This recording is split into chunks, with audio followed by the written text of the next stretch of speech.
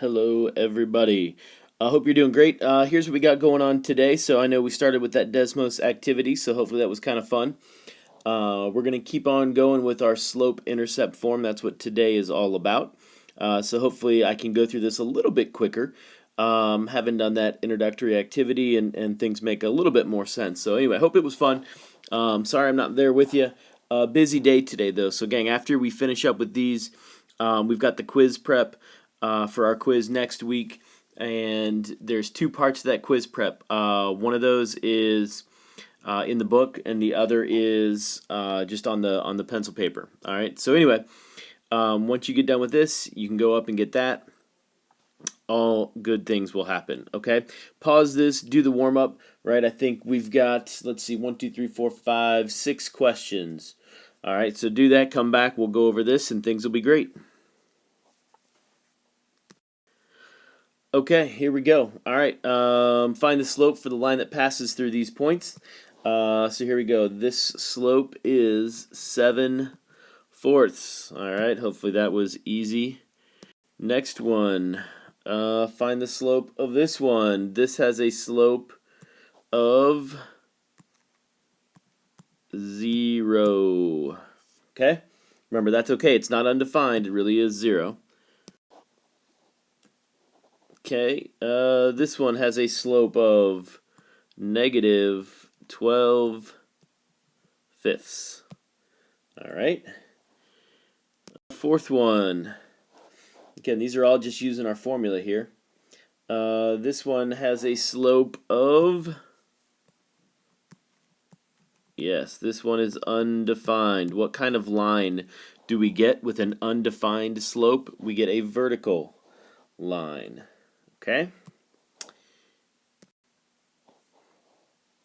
What's the rate of change for our lovely fishies here? So our rate of change is -2,298 fish per. Whoa, that was cool. Per year. If I could finish writing that, per year. Okay. And the last one here. What is the fee per person? Right, that per person fee is $1? Nope, $19. There you go. Okay. All right, so that brings us in here to our good friend slope-intercept form. All right, so slope-intercept form. We figured out a little bit, hopefully, about it. And bam, there is our slope-intercept form right here. So y equals mx plus b. So, we had standard form earlier in the week, ax plus by equals c, right, where x and y were together on one side of the equation. Here, different, right, slope-intercept form, its name says it all. It tells me the slope, it tells me the y-intercept of any line, as long as y is by itself, and we solve the equation for y, right? We can't have like 2y equals 3x plus 5. That's not in slope-intercept form yet. So slope-intercept form, y by itself, x and our constant are by themselves, or are together, I should say, on the other side of the equation. All right, here we go. So we're going to do a handful of things. We're going to be able to identify slope and y-intercepts from equations. One of the things as well that we'll do is to write equations. So here it says write an equation in slope-intercept form. Okay. We have a slope of 1/4 and a y-intercept of -1. Then graph the equation. Okay, we can do that. Again, we can graph with a little bit of help of Desmos. So if you guys want to pause and write some of these in on Desmos, throw them on a piece of graph paper, that is a-okay with me. Probably not a bad idea. Y equals mx plus b. There's our slope-intercept form. We know little letter of the alphabet m is slope, so this is going to be 1/4 x. We have an intercept of -1. Bam, there you go. All right, so that's what that will look like in terms of slope-intercept form. Again, guys, I want you to pause this. All right, go to Desmos, graph this real quick. Right, I know this is going to have an intercept of -1. I'll say here's -1. And 1, 2, 3, 4, right? There we go. So there's what that line will look like. All right, so I know this is our y-intercept. This is here at 0, -1. And this one right here is at 4, 0. Okay? That was a lot of fun.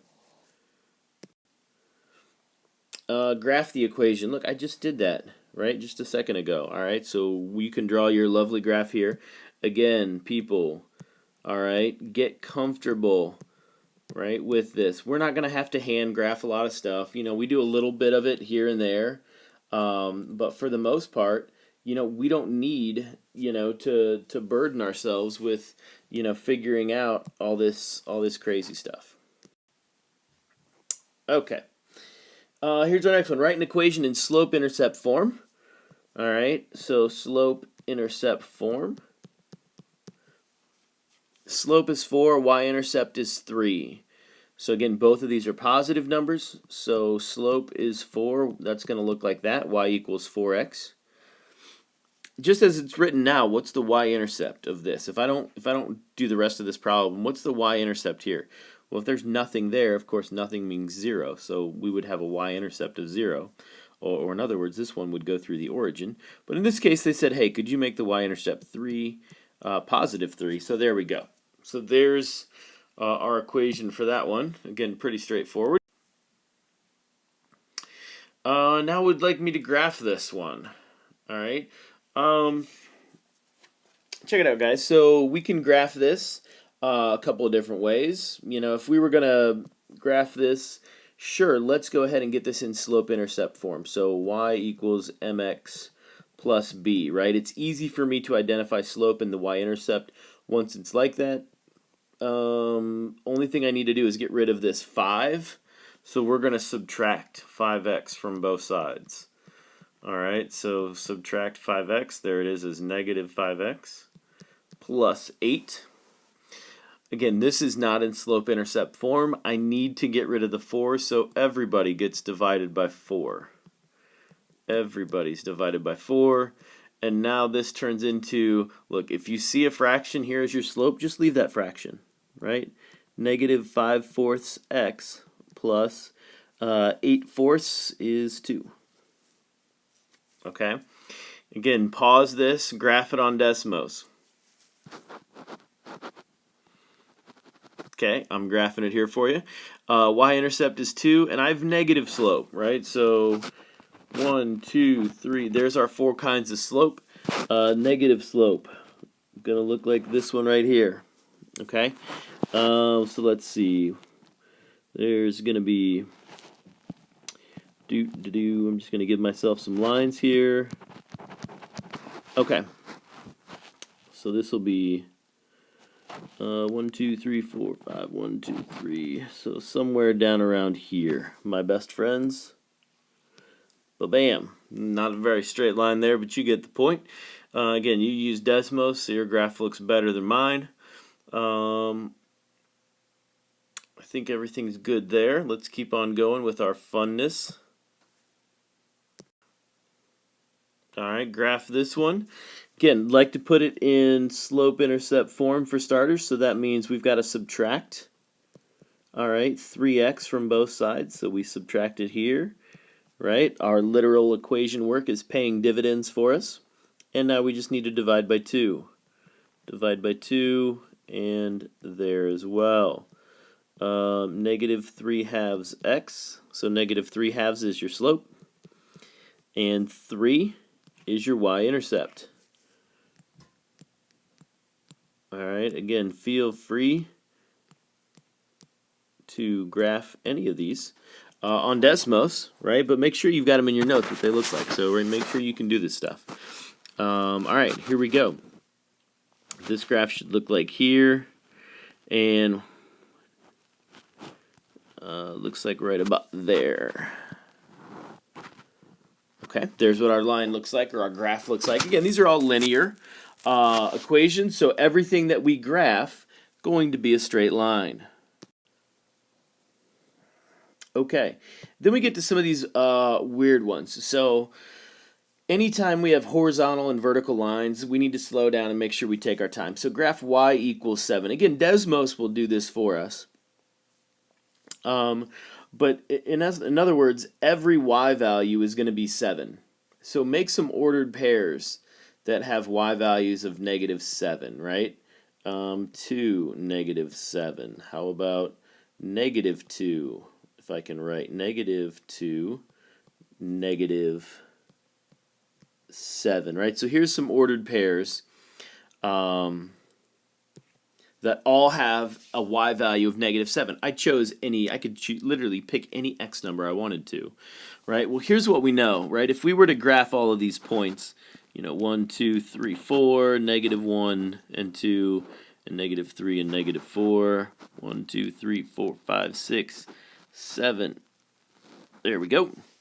All of these points, right? Here's one, here's another one, right? Here's the other one. All these points, right, are going to fall just straight in line. So there's what the graph of y equals -7 looks like. It's a horizontal line that goes right through -7 on the y-axis. So its slope, does it have a slope? It sure does. You can probably identify it by just looking at it.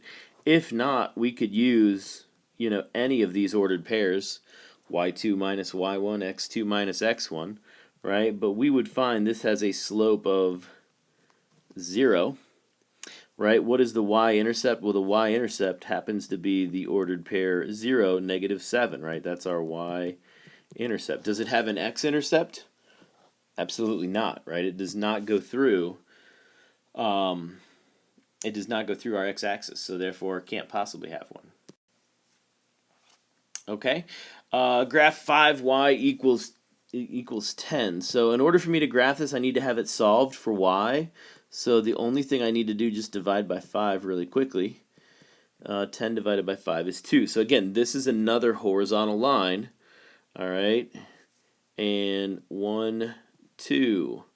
Right, here's a y value of 2. All right, and there is what that equation looks like on a graph. Again, it's got a y-intercept of 0, 2, and it has a slope of 0. Okay. Now it says, which of the following is an equation in slope-intercept form for the line shown on the graph? Okay, so all we need to do here is just figure out what's the slope and what's the y-intercept that we see graphed over here. So here is my y-intercept, guys, right here, 0, -3. So as I start to think about, hey, if we're in slope-intercept form, y equals mx plus b, I know this -3 is what this will get replaced with. So I know my equation's got to end with -3. So you're out, and you're out. And honestly, if we look at this, does this line have positive slope or negative slope? Right? Read it like a book, left to right. This one's going uphill. This one's positive slope. So I can tell you right now, without even calculating the slope, I don't even care what it is. It's got to be this one, right? It's got to be that. But we could figure out and say, hey, you know what? Look at these 2 points here. That's at 1, -1. Right? I know we're at 0, -3. And then we can do our y2 minus y1, x2 minus x1. Everybody's happy. We're going to get a slope of 2, right? We're going to get a slope of 2, right? We also go up 2 and over 1 if we use the graphing method. Either way, letter B is our answer. Okay, same thing here. Again, if you want to pause this and give this one a try, be my guest. If not, I'm going to say right here is our y-intercept. So right now I know my equation has to be something x plus 1, right? Something x plus 1. And I can probably answer it right now because, look, the only thing that ends with +1, right? Good old number C right here. I said number C. That's right. There you go. Again, if we wanted to go through if they all ended with +1, all right, let's just make sure that we can figure this out. It looks like this is another really good point, right? We would go down, and then we would go over. So we go down 1, 2, 3, we go over 1, right? But going down 3 is like a negative move. So this is really -3 over 1, which of course just turns into -3. So even if we didn't have those 4 choices there, we should still be able to figure this stuff out on our own. Again, through using the graph, through picking points on the line, and using our slope formula. I mean, these are all ways to solve these problems. So bear with me, we just got a few minutes. Okay. All right, so now we're on to, let's see, this one. Here we go. Amount of money spent on Christmas gifts has increased by an average of $150,000 per year since 1986. Who knows how they come up with this stuff? Consumers spent $3,086,000. Write a linear equation to find the amount, the average amount D. They're giving me a variable spent for any year N since 1986. Okay, so guys, I wrote this on our notes because I think it is super, super, super helpful and super important right here. If you guys are hung up and you're trying to write an equation or a function, right, whatever you want to call it, let this, generic form help you. Figure out the initial value, and then we're going to add or subtract the rate of change. Right? When we do this, we're basically writing a function or an equation that's in slope-intercept form, right?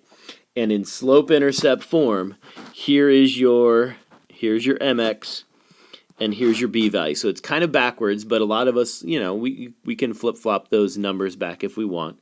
But think about this.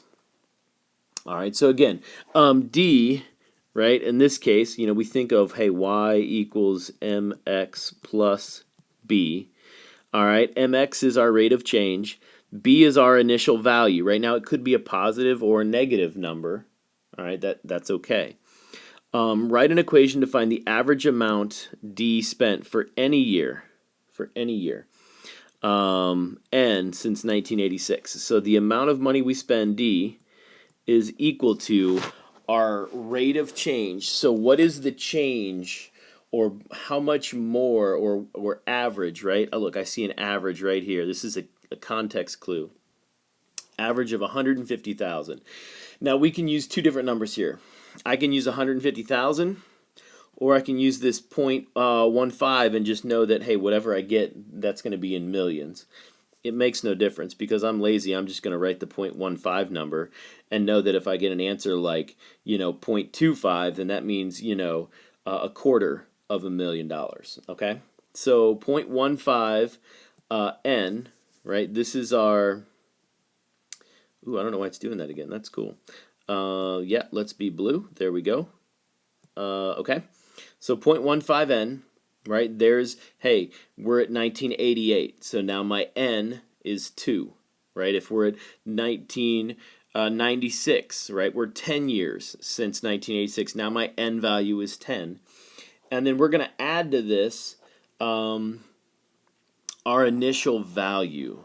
We know anything about 1986. Consumers spent $3 million.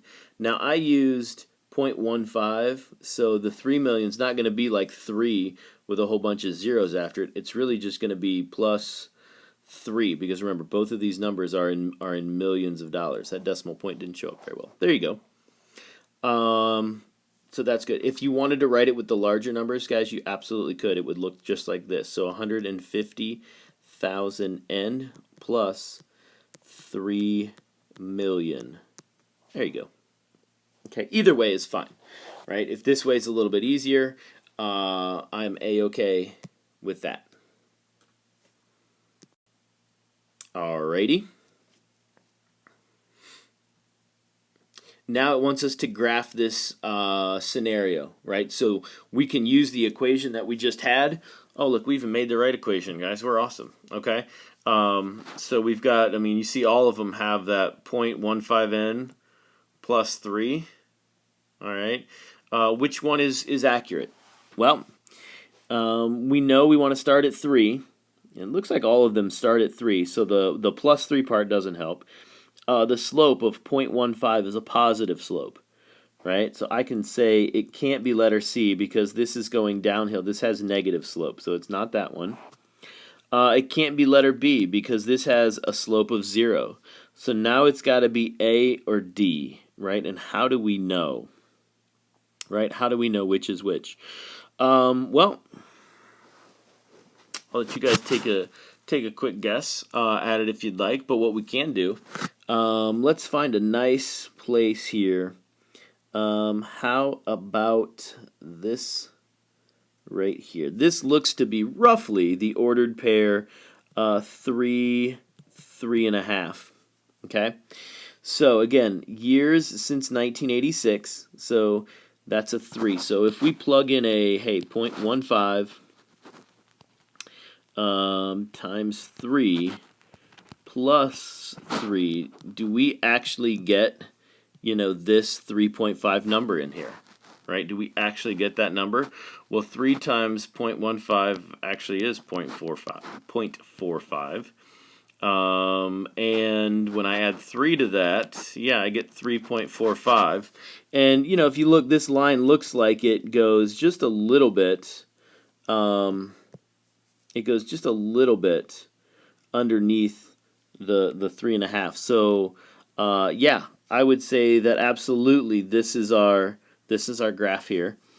Again, look at this one over here, right? Well, this is the ordered pair 3 and 4.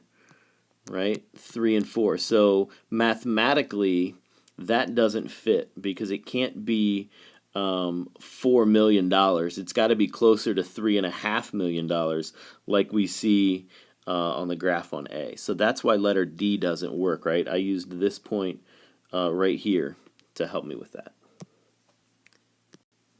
Alrighty. Here you go. The amount of money, we're still on this. Find the amount spent by consumers in 99. Okay, we can do that. We just need to use our equation that we've had here just a second ago. So I'll write it back down in case you forgot it. It's that 0.15 n plus 3. All right, found the amount of money spent in 99. Well, n in this case is 1999 minus 1986. I'll say that's 13. Right, so we're just going to go ahead and do some multiplying and some adding. All right, so multiply this together, add 3 to it, and what do we get? D equals, I think 4.95, if that's right.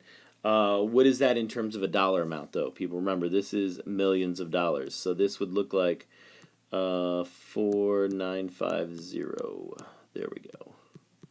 Okay. So again, if you had this, if you just put a big letter M after it, that means million for us, or you can write it out the other way.